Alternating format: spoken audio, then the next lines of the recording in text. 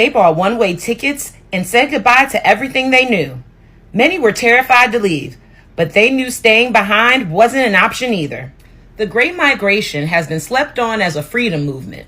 Between 1910 and 1970, roughly 6 million Black people vacated the South. They bought one-way tickets, only took what they could carry, and said goodbye to everything they knew. Many didn't know what lay ahead, but they knew staying was a death sentence. From 1882 to 1968, roughly 4,743 lynchings occurred in America. Our people migrated for safety and out of necessity. Many sought better employment and educational opportunities. Before 1910, 90% of America's Black population lived in the South.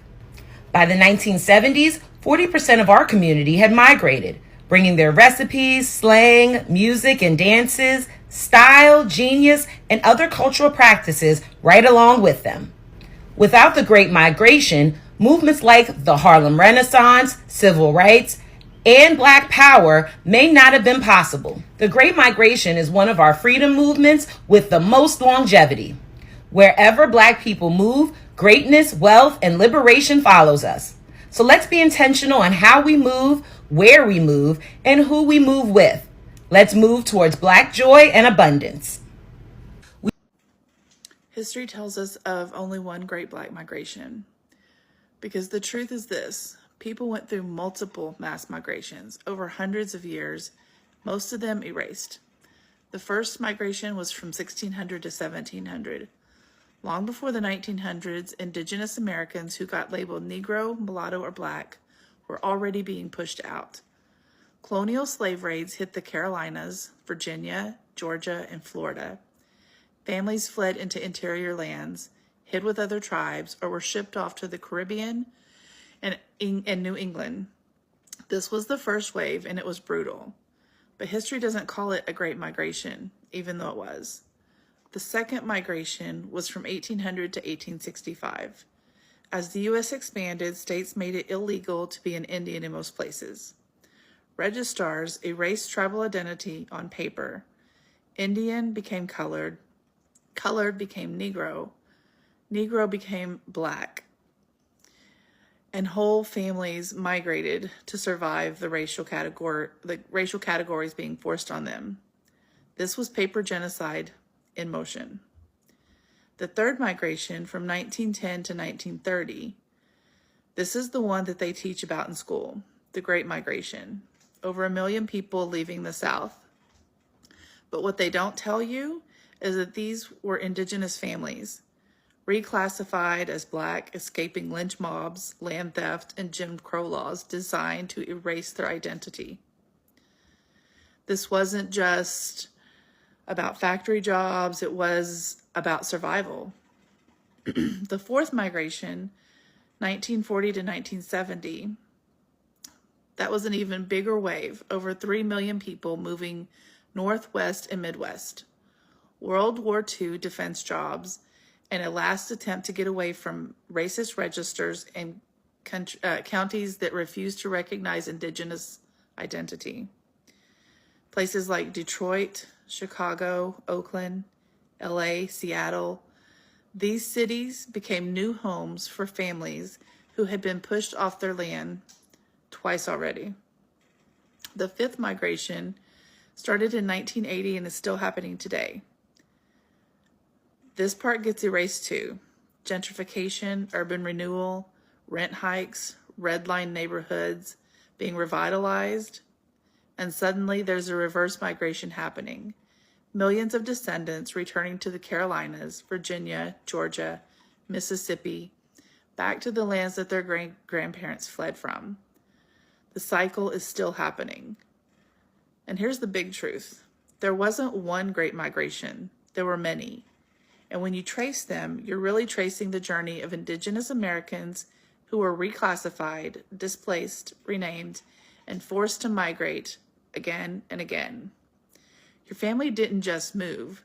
They survived mass displacement in every century. This is the part they never put in the textbooks, but it's the part that explains everything. The more you know. The main reason for the Great Migration had everything to do with Jim Crow. So what was Jim Crow? Jim Crow was a set of laws that effectively legalized segregation. Even if you had an education, which a lot of black Americans did in the 1920s, the 1930s, and the 1940s, but because of Jim Crow, they could not, by and large, get jobs in the South. It is the period that saw the mass migration of African Americans from the South into places like Chicago, Detroit, New York City. These were some of the most prolific, I guess you could say, black Americans. They left everything behind, everything that they knew in terms of their homes, and whether it was Mississippi, whether it was Alabama, whether it was North or South Carolina or Virginia or Georgia. They left these places and everything that they knew about these places for these foreign environments. And it basically, for lack of a better term, blackened a lot of these cities and turned a lot of these cities into cultural magnets and iconic cities with iconic communities who produce some of the most iconic individuals. Does anyone else spend a good amount of time thinking about the Great Migration? More specifically, what we lost in exchange for pretty much a generation of economic opportunity. And of course, this is coming from a perspective of someone who's really dedicated to connecting black Americans to their land. But then I think about, wow, 2 generations ago, I wouldn't really have to do that. In my family, for example, I'm from Detroit. My grandparents moved up from Mississippi. My granddad was outside all the time on the boat on this river right here fishing just like they are. He even led a Boy Scouts troop on the east side of Detroit in the 70s and early 80s. And it's because, yes, he lived in an urban environment, but he came from the South. He came from the more rural South. And I think it is a common misconception that everyone in the South is this country boy or country girl and owns their land. That's not necessarily true. But what is true is pre-Great Migration, black Americans had way more land than they do now. And if you don't know what the Great Migration is, it's when millions and millions of black Americans left the American South for economic opportunity other places, most popularly places like the Rust Belt, the Midwest, Detroit, Chicago, Pittsburgh, you name it. And I think that I'm stuck with is that a consistent and sustainable connection to land provides economic independence, while these jobs up north have provided economic opportunity. But that economic opportunity only lasted a generation. Again, if you're in Detroit, Chicago, Pittsburgh, you know that money ain't stay. So now we have large populations of black folk completely disconnected from nature in these urban spaces, redlined into concrete. In just one generation of economic opportunity, crafted a narrative that black people don't be outside, that black people don't have a connection to nature. This was unheard of just 60 years ago. And now a part of me feels duped, right? Was this the plan all along, to remove people from a place that provided them some sort of economic independence, even if it was not economic abundance? What it means to be able to connect to the land, to feel like you can survive on your own without a job, that is major. And now, just 2 generations removed from my grandfather, we have a narrative that that's not something we do. That's not something we can do. And now we're in cities working low-wage jobs where maybe we need to be in the woods hunting some shit. I don't know. This is on my mind all the time. Does anybody else think about this? Welcome back to the Freedom Room, where we uncover the stories that shape America but often forgotten. Today we are exploring one of the largest movements of people in American history, the Great Migration. Why millions of black Americans left the South between the early 20th century and the 1970s, approximately 6 million African Americans moved from the Royal South to cities in the North, Midwest, and West in search of safety, better jobs, education, and a new future. But this was not simply a story of people moving from one place to another. It was a story of families escaping racial violence, unfair laws, limited opportunities, while searching for dignity and freedom. What forces so many people to leave the land their families had lived on for generations? And how did this migration transform America forever? Stay with us as we uncover this powerful chapter of history. First, let's watch some clips together, and when we return, we'll examine the reasons behind the historical movement and its lasting impact on American history and the world at large. Stay tuned to the Freedom Room and watch to the end. Thank you. 3 outcomes of the Great Migration that involved millions of African Americans leaving the South throughout the 20th century. My name's EJ. I'm talking about the Great Migration. Let's get into it. The Great Migration involved 6 million Southerners, predominantly from the rural South, Black Americans that left the South fleeing Jim Crow and racism, as well as looking for economic and educational opportunities, and they fled to the Northeast, the Midwest, and the West Coast. This is the largest migration movement in the United States' history.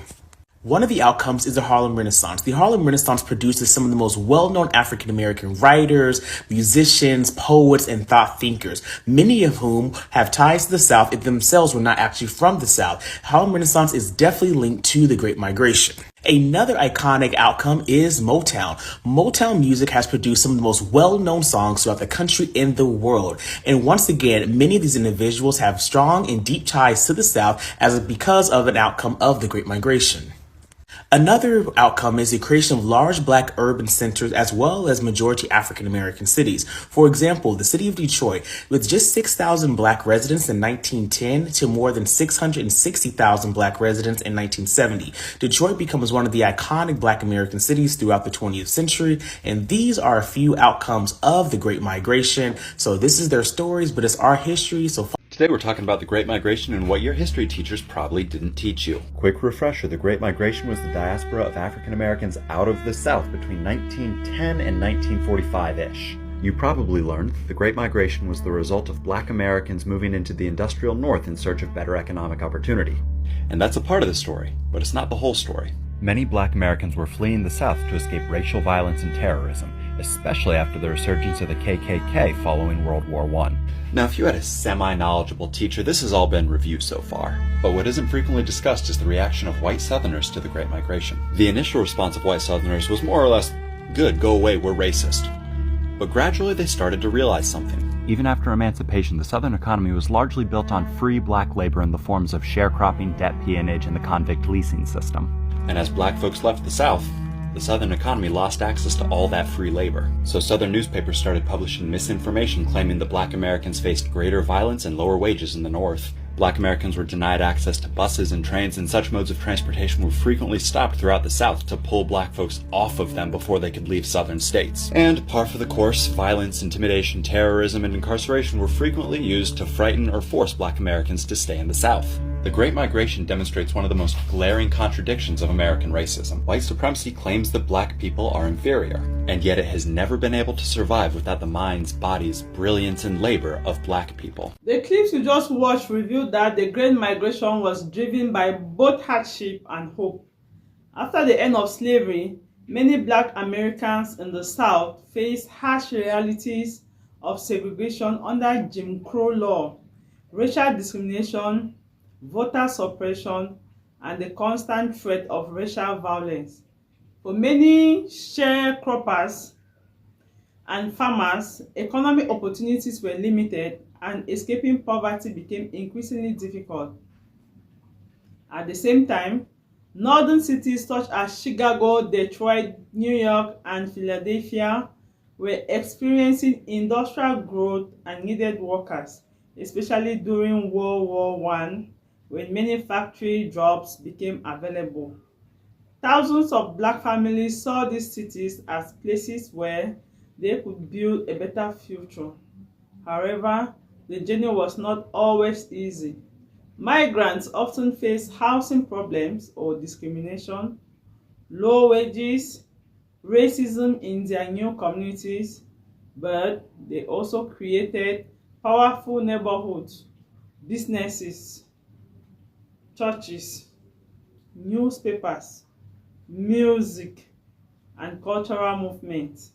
The Great Migration helped shape the Harlem Renaissance.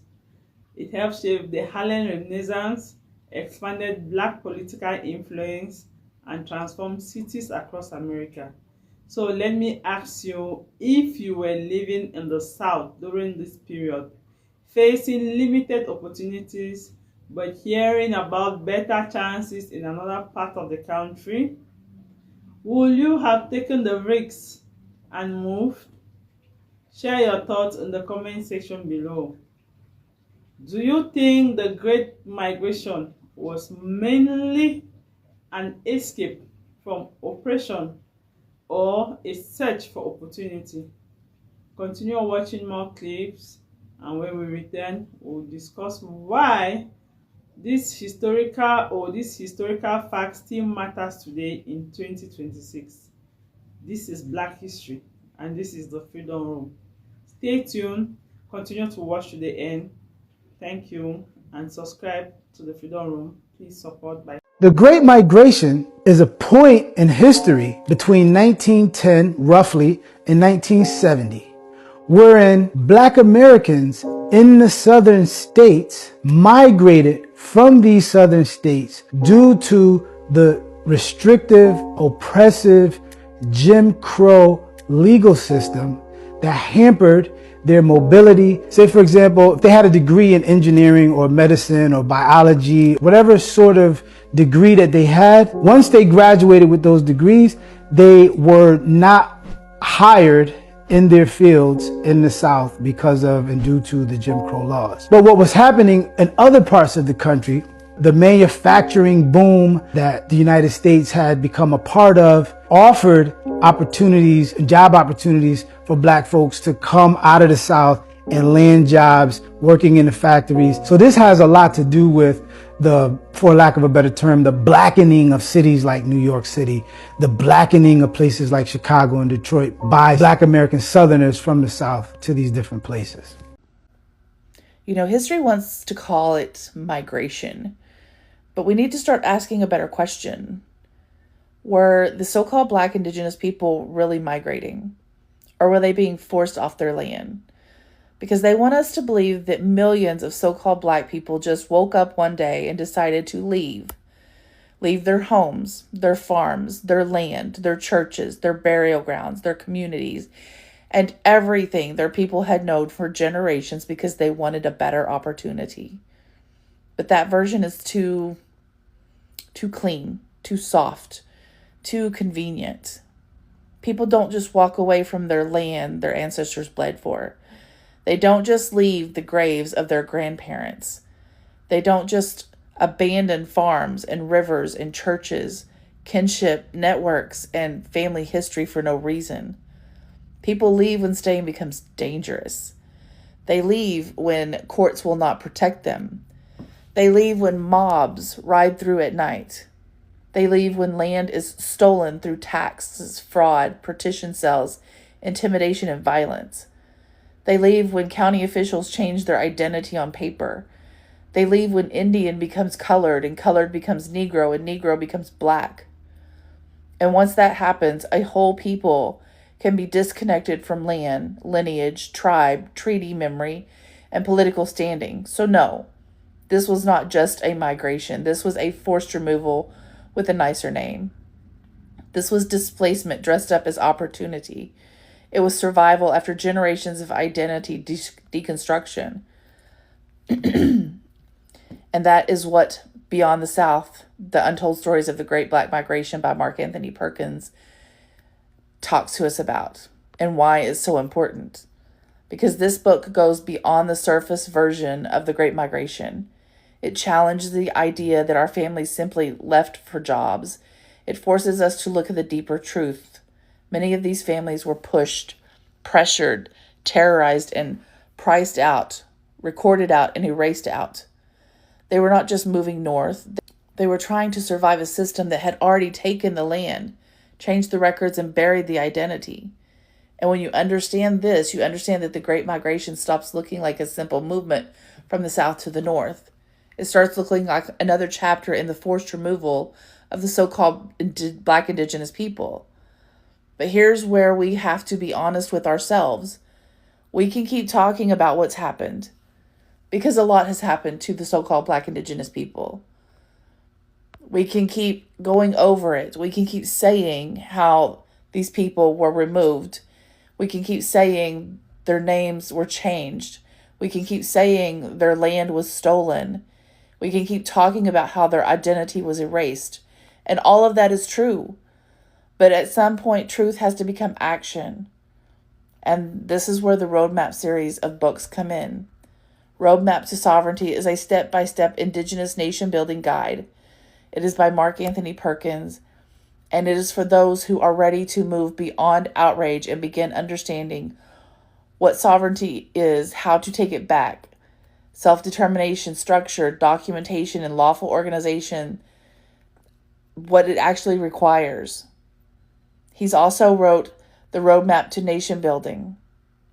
This is for those who understand what reclaiming identity is and how it's only the beginning. Because after you know who you are, the next question is, what are you going to build? Because we can keep talking about migration, or we can call it what it is. Forced removal. We can keep saying our ancestors moved, or we can admit they were pushed. We can keep arguing with people who do not want to hear the truth.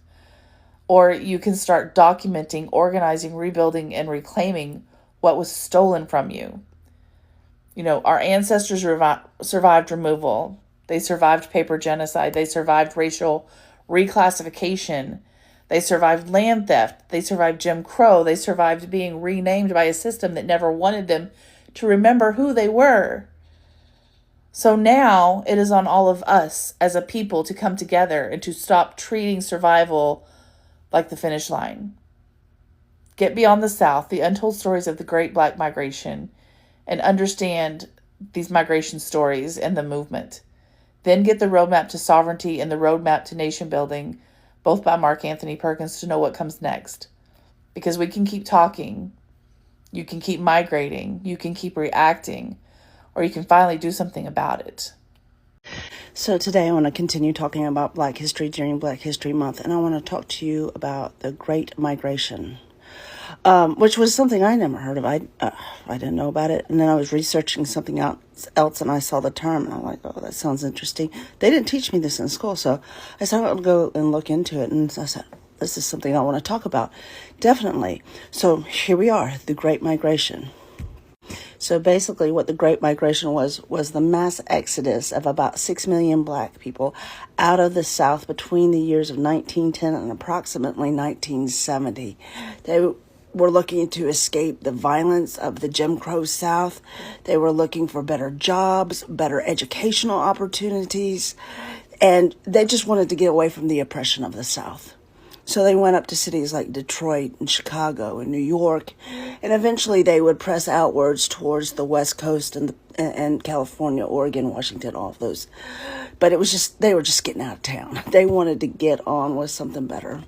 So the Great Migration is normally split up into two waves, and it's all based around the U.S.'s involvement in World War I and World War II. The first wave happened between 1910 and 1940. When World War I came around 1915, 1917, and we started to send a lot of able-bodied men off to Europe for war, as well as the lack of Europeans coming in as immigrants, and of course the bans on people of color from other countries, the labor force started to shrink drastically, and jobs opened up for Black people all over the North and Northeast. And so, of course, that spurred Black people to start moving on to grab opportunities there. Now, was it better than the South? Yes. But did they face problems when they got up there? Sure, of course. They dealt with stuff like the Red Summer, which was basically a series of white-on-black crimes, very serious crimes. It was a reaction of the Northern whites to the sudden influx of the Black people from the South and the sudden change in the demographics of their cities. Some white people were suspicious, of what was happening. Other people were mad because the Black people were coming up and stealing their jobs.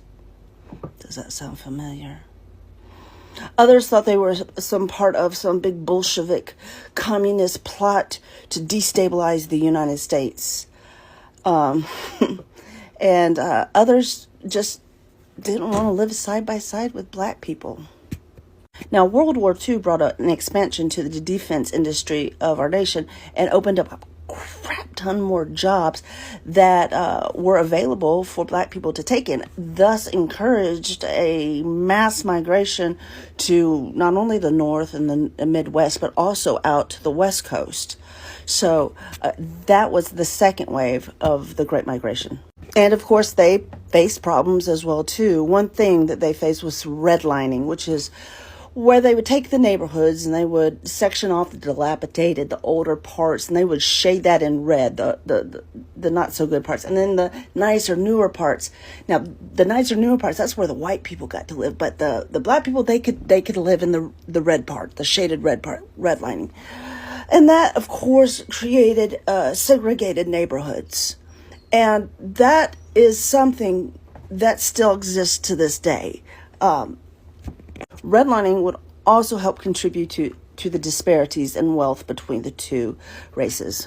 So the Great Migration had some lasting effects. First, it gave a broader arc to the African American culture across this country. It significantly altered the rural and urban populations throughout the United States and significantly changed the demographics of the northern urban cities. Free of the Jim Crow South and lynchings and violence of that nature, it's arguably, you could say that the Great Migration spurred on the political activism that led to the Civil Rights Movement. So that's the Great Migration. If I forgot anything, let me know in the comments. And of course, if you have any suggestions for things I can study during Black History. Now that you have seen the bigger picture, one thing is clear. The Great Migration was not just a movement of people. It was a movement that changed the identity of America. The millions of Black Americans who left the South helped reshape the nation's economy, politics, music, art, and culture. They built new communities, they fought civil rights, and created opportunities that influenced future generations. From the rise of jazz and the Harlem Renaissance to the growth of Black political power in major cities, the effects of the Great Migration can still be seen today, but it also left behind important questions about inequality, housing, wealth, and the challenges many communities continue to face to today in 2026. Understanding the Great Migration helps us understand modern America and the struggles and the achievements of Black communities across the country. What do you think is the greatest legacy of the Great Migration? Let us know in the comments below. If you enjoyed this video, please support the Freedom Room by subscribing, liking this video, and sharing it with your family and friends, and turning on the notification bell so you'll never miss out on our next video. Thank you for watching. See you in the next video.